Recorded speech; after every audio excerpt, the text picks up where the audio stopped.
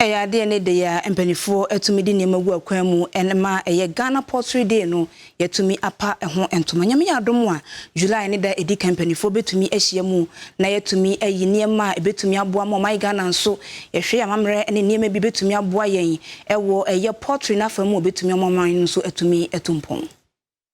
Agrichouse Foundation in a day a humobosome no neda etoso enkno. One more apa a Ghana Poultry Day Festival once my winning near etoso ensia. Na dwumadi nyina no ene se no ni betimi aboa na foforo nso. Ehu kwan a yefa so eye ayemmoa bi te se enkokọ enketoa. Ebi onse bebiebie enwuma ewo manyi emu. Na afen so me aduane ho nsem so agina brane. Ya one more epa hontema ewo Ministry of Food and Agricultural Conference Room. Na dwumadi die na ankasa de ye kita won sabosome no ne da edikan e na wode be hye so ankasa no ne be ma watonsa e de afre ankrankra won sem e wo bie aban mu mpanifo ene wona wagidi ma won ma wabepie mu e wo dwumadie no asene na da idie etete ne ani ntimpi na won de wani monyam e beta dwumadie no wachi ma ne ye fe na wode nkyerɛkyerɛ egu akwan mu e kyerɛ hia ese be ma yani akwa yemo e ho esanse be sanso biebie nyuma e wo manyi emu eno na so Emma, Executive Director Edima Agrichouse Foundation, Unumunyamfo Alberta Nana, Echa Akosa, Edi ensem say eto kantanka kwasosem eni. Na Poultry Day no this year na 8th edition na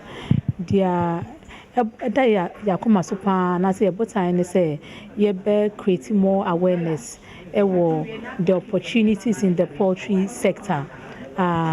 Na your friend is a youth no so are getting involved. Maybe I can say youth no and getting involved. But how are we supporting them?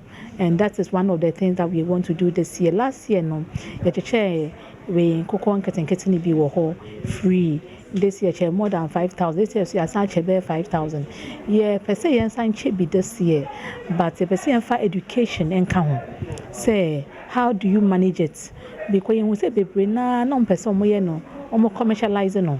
The other chon we bring na ya depa ye jina mo video so invite obi a say July 1st I will 4 court of the State House obi ambra wa opese obe chicken keke out there bra opese obesua bibi so abra opese ye exhibition bia wo bibi import sha be boa sector na kwan da ho so betumi dia abekire wo ho ne kosa no wachi no ena Deputy Agricultural Minister Yoni Munyamfo John Dumelo enso bepie mu wodwumade no ase wodi nsem sei etu eja. Most of the commercial farmers will be receiving 80,000 birds each across the country, and when that one comes into place, I think Ghanaians will be enjoying a lot of chicken. And so feed is an important part of poultry. And so once we're able to stabilize the prices of the feed, I think that would also greatly impact, the whole poultry industry. And so that's exactly what we're doing. Onimunyamfo mame efuaya wono eye CEO Edema Tourism and so ekasai. First of all, you know that there's no event that can do without food. Food is our main, entertainment when it comes to organizing programs such as festivals, carnivals, what have you. And when you want to talk about food, you cannot leave chicken out. Chicken is one of the main protein being eaten by Ghanaians. Healthy, it's nutritious, it's easy to buy, and it's not as expensive as the other proteins. So I would say that on 1st July, the celebration on 1st July will be a variety of, cleverly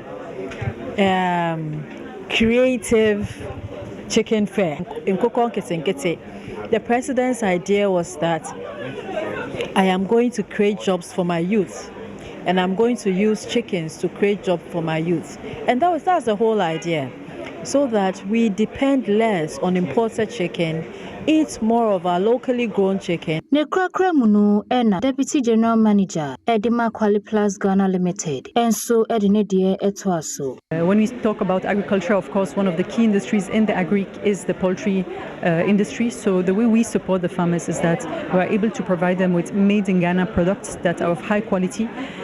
We produce chicken feeders, chicken fountains, egg trays, jerry cans, egg trays that are used for day-old chicks, for example, and egg trays also for the eggs to be transported. So it also helps in terms of logistics. Partner with Agrichouse Foundation because they already have established a strong platform supporting agricultural in the agricultural industry supporting farmers. So for us, it was the opportunity to join them, to support them, to make sure that the platform is even stronger, and to make sure that farmers know they are not alone here. They don't always need to look outside for certain of the items that they use within their operations, but they can provide it locally.